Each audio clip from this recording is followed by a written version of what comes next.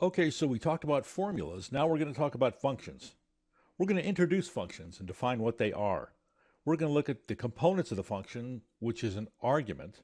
We'll look at the fact that there's some optional arguments for functions. And then we'll look at some functions that don't require any arguments. In fact, you can't put any arguments into these functions. They're called volatile functions. So functions. Some people use the term formulas and functions interchangeably, but functions has a specific definition in Excel. There are inputs that are acted upon, and then there's an output based on the way the function is programmed to perform.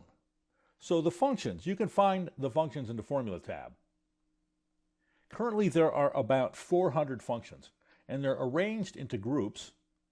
Of course, these are duplicates of what you'll find in some of the other tabs, like the financial functions, logical, text, date and time, lookup and reference, math and trigonometry functions, more functions including statistical, engineering, cube functions, information functions, compatibility functions, and web functions. With 2013, there were about 50 new functions that were pumped into Excel, bringing the total, like I said, to about 400. And we're going to use the VLOOKUP as an example to define the elements of a function. Because if you don't know the VLOOKUP now, and you may not, this is a level 1, but you will learn the VLOOKUP at some point in your Excel experience. So I'm going to put an equal sign into the cell. This tells Excel I'm going to either put a formula or a function.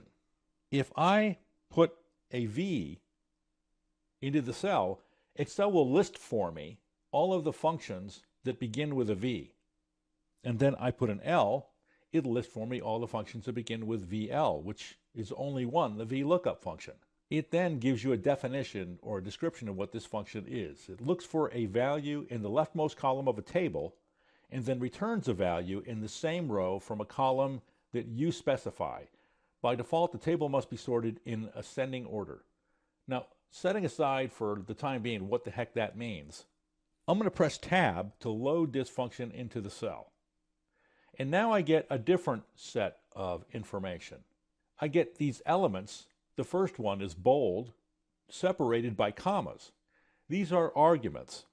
These are the input values for this function, and they are necessary, unless they're optional, to have this function generate an output. The first argument is the lookup value. I'm just going to put in the number 100 and enter a comma, and then the cursor is going to be blinking where I needed to find the second argument, which is the table array.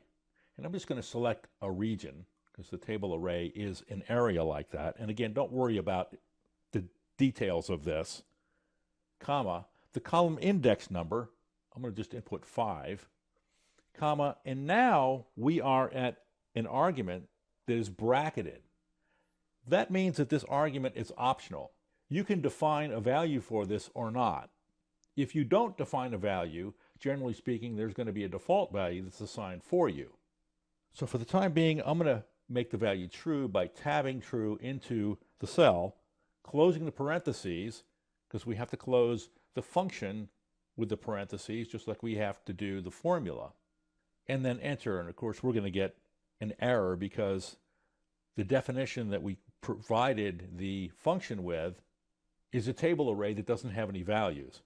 So it can't find 100 in a table array with no values, and we get the famous NA, or not available error message. And we'll talk more about that and other error messages later on in other movies. So those are arguments, and sometimes functions have optional arguments. There's also functions that don't require any arguments at all. These are volatile functions.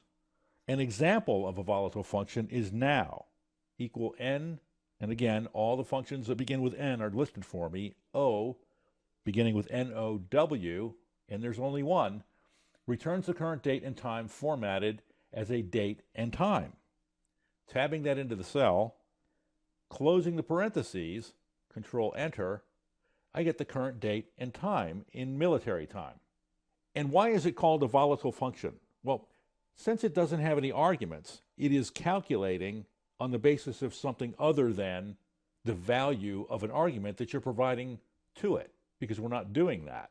So this function will calculate every time you recalculate the worksheet or the workbook, or every time you input new information into the worksheet and you have it on automatic calc. I'd have to sit here and wait for approximately a minute to go by to show you that it's going to recalculate on its own.